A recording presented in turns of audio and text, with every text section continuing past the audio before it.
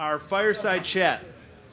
Joey Agri was appointed President and Chief Operating Officer, and he's been the president since 2013. He's led the transformation of the company's real estate portfolio from a $300 million microcap REIT to a $7.5 billion diversified retail net lease market leader. Ladies and gentlemen, I'm honored to introduce you all to President and CEO of Agri Realty, Joey Agri.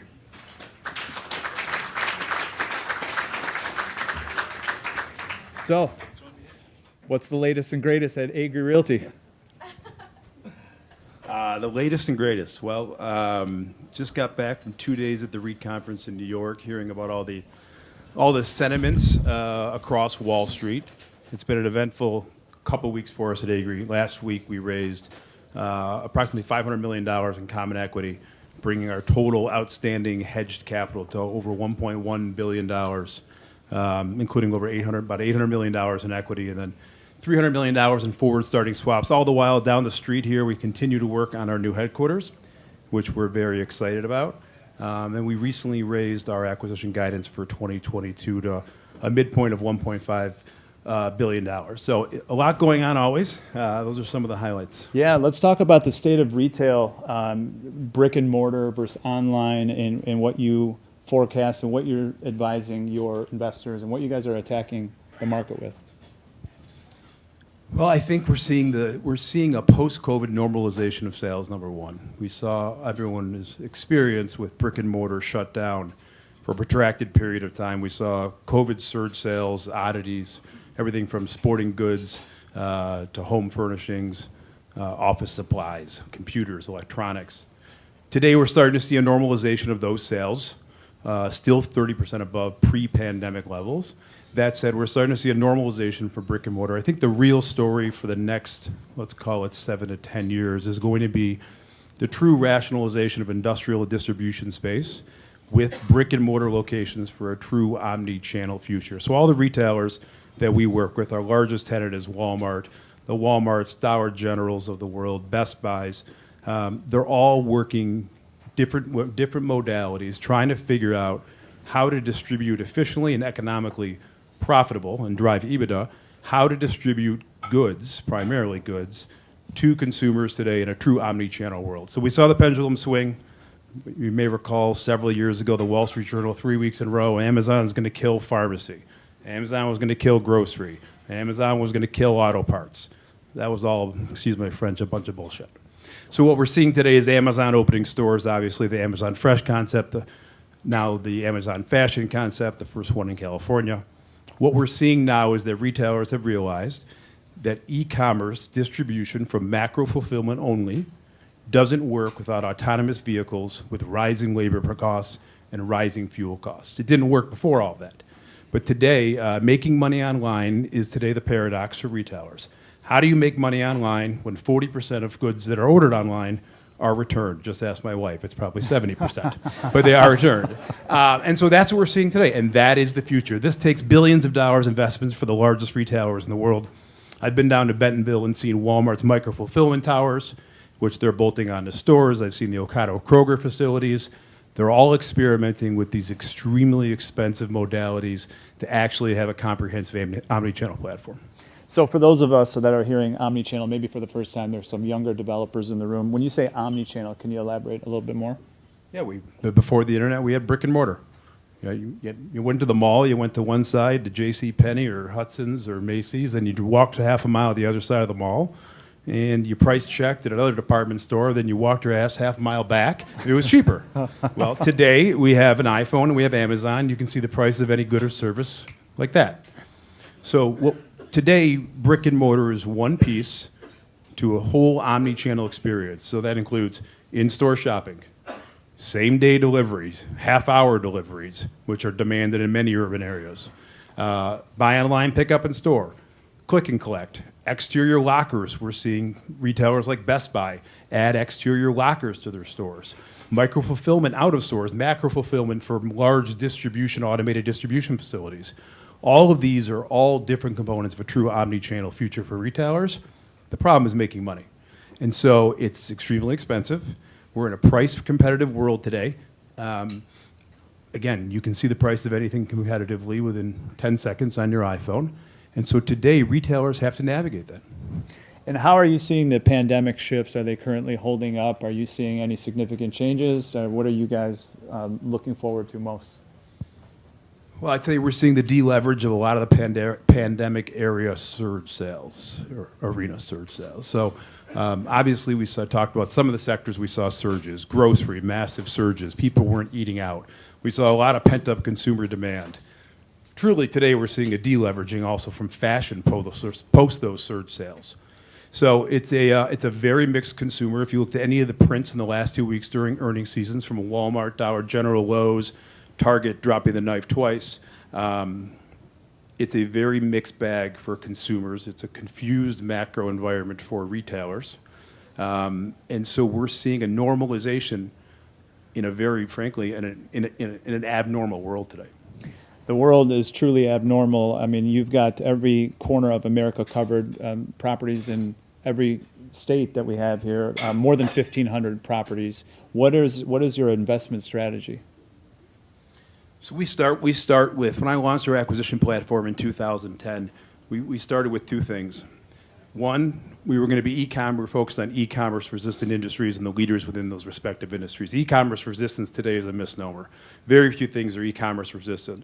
So that's gone to omni-channel, brick and mortar critical. So that's one. Two, recession resistant, durable goods and services that are necessity based. We don't do discretionary, we don't do luxury, we don't do anywhere where a lot of people in here probably shop. So we're focused on the top 30 to 35 retailers in this country. Again, Walmart being our largest tenant. Portfolio today is 69% investment grade. The majority of the non-investment grade is just unrated retailers. Chick-fil-A, Publix, Hobby Lobby. Two of them don't even have any long-term debt. They're just unrated. And then we pair that perspective of the world with the ground-up underwriting approach. So we're looking at fungibility of boxes, market rents. We're looking at access, visibility, signage, trying to get to the residual value if and when that retailer either doesn't renew or files bankruptcy and rejected a lease. I do want to talk for a moment about your headquarters and your transition. I mean, you've got this beautiful headquarters in Bloomfield Hills. You just put it together, 5-6 years ago. I mean, you're busting at the seams. You've got the campus next door. I mean, it is incredible. And then you're transitioning to this new space. Tell us a little bit about it, if you could. Yeah, I like giving myself more things to do, I guess. We opened the second building in Bloomfield Hills on our campus just before COVID. When COVID hit, we saw as an opportunity, we reopened the REIT equity markets twice and raised over $500 million in a span of 3 weeks, while everyone was frankly searching for toilet paper. Our balance sheet in our portfolio, we didn't have a rent collection problem. We collected effectively 100% of rents. So we doubled investment volume from about $700 million in 2019 to over $1.3 billion in 2020. We ran out of space very quickly. Once everybody got back to the office, we were asking everybody to work from the office full time here. And so we were at max capacity. So recently we bought the former Art Van, then Love's for about a week, on Woodward in Royal Oak. And it's going to be the premier office location in the state of Michigan. We're going to spend upwards of $20 million on this. You'll see it cracked from the exterior pretty soon. And it's going to be a 50,000 square foot single floor plate instead of two buildings today. Single floor plate with all of the amenities for a 21st century collaborative environment. We're going to repeat the health and wellness initiatives we have. That's with the gym and the locker rooms, the coffee bar, the cafe, and all those perks. We want people to come for careers at Acre Realty, not a job. And so we want them to not only we want to create an environment where they want to come to work, but where they enjoy coming to work. And this is a company that moves very fast. It's probably the busiest commercial real estate company in the country. We'll do 350 transactions plus this year. That's 300 plus acquisitions. We started 15 projects alone in the first quarter in terms of partner capital solutions or development. We'll sell another 15 assets probably during the year. And so you're looking at 300 to 400 transactions annually, wholly owned, on balance sheet, no partners. And so it's a closing and a half a day effectively. So it's an exciting environment. It's a fast-paced, growing environment. We've added, I think, 14 team members year to date.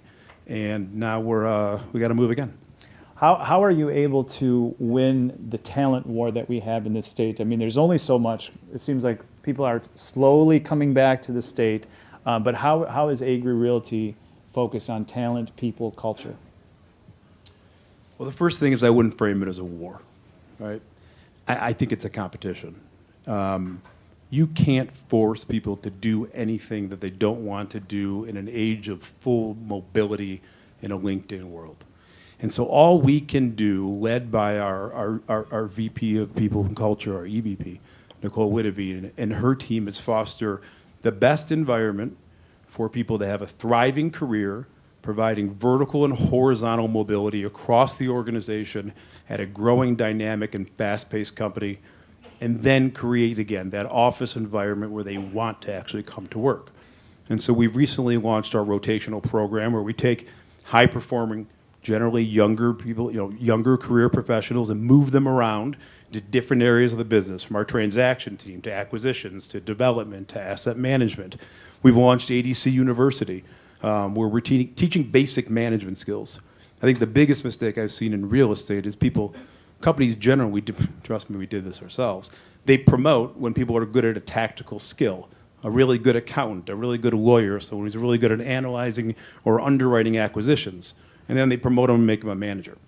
It's a totally different skill set. We're focused on building competent managers. Eventually, they become level 5 leaders. And so, all we can do is offer the environment, the opportunity, and frankly, the challenge. And it's not for everybody. And we understand that. This organization is for A players. We want A players. We want to retain them. We want to attract them. We want to develop them, coach them. And we want to give them the opportunity, literally, to write their own book. Let's talk about coaching internally, because I think that's an important part of any growth organization. One of the greatest misnomers that I've read throughout the pandemic and this hybrid work model is people think millennials don't want to come to work. But it's actually the senior leaders on the team. They're like, I've done this drive every day for 30 years. I've had enough of this. I paid my dues. How have you been able to internally talk with the people that have been there for 10, 20, 15 years to encourage them? You got to have your door open. You got to be here. You got to welcome, mentor the next generation. How have you addressed that? Well, first, our offices are all glass internally. It's full transparency, so there's nowhere to hide. If you want to hide, you don't come to Agri Realty. Go somewhere else. That's one. I'll tell you, we don't have that challenge with the senior leaders of this organization. They're running fast-paced, dynamic, and growing teams. I don't fully understand millennials, frankly. But there's a broad, diverse set. We made the decision to come back to work and not accept the hybrid environment. We have one team member that works from Philadelphia in a very specialized area, purchase price valuation. We made the decision to come back to work 5 days a week without a hybrid schedule because, again, we believe it's the most productive and efficient use for our business. We worked remote during the pandemic. Working remote during the pandemic, we were successful at it. But at the same time, we ground people into the ground. They didn't realize what time to shut it off. They don't go home. They don't change the physical environment. They were going all day, all night. We were, of course, busy, but we weren't able to even monitor those stresses and those pushes and pulls. So I tell you, I personally believe in a suburban environment. We don't have mass transit. We own our 2 buildings. We're moving into 1 building where we don't have mass transit. We don't have these things. When a millennial tells us, I want to work, it's not only a millennial, but we'll pick on them. When a millennial tells us, I live in Birmingham or Bloomfield or Royal Oak, but I only want to come in 3 days a week, and they have no dog, no kids, no wife at home, I always ask myself, well, what the hell are they doing at home? I mean, I want people at our company, we want people in this organization that want to be around leaders. We want people that want to be around transactions. We want people that want to learn and grow. If you want a job, go somewhere else. If you want a career, if you want to be the best, walk in the door. That said, we're totally flexible. If people have children at home and they have to start later or leave earlier, they have games or concerts or all of those parental duties, or they got to take their dog to the vet, we're totally flexible. We're not going to babysit people either. So I think it's regional, I think, number one. I think edicts like Elon Musk's are unique. I think they come off the wrong way, frankly. I think the tone was wrong. But I think you have to do what's best for your business. And frankly, in a constrained talent environment that we're in today, people make short-term decisions. We're in this for the long term. Yeah, I like the way you put that. If you want a job, you can work from home, and if you want a career, we need you in the office. That makes a lot of sense. Somewhere in this room is a 28-year-old developer who is looking at his first deal, his or her first deal. What advice do you have for the aspiring retail developer in today's market? Look, starting as a developer, this company didn't acquire anything until 2010. 2010, when we launched the acquisition platform, we had 72 properties in 16 states, all of which were developed. Development is a difficult business. The bulk of our activity will invest between 1.5 and 1.7 billion dollars this year. The bulk of that activity will be in acquisitions. Development in an inflationary environment, in a rising interest rate environment, especially speculative development, is playing with fire. And so duration equals risk equals a premium, and so you have to have the associated premium if you're going to develop. The average project, especially for all the government officials in the state of Michigan here, the average project in Michigan takes too long. The permitting and entitlement process, whether it's the municipal level or the county with the county roads or MDOT, it takes too long, as opposed to many other states in this country. And so, again, duration equals risk. And so we have a lot of space in this country.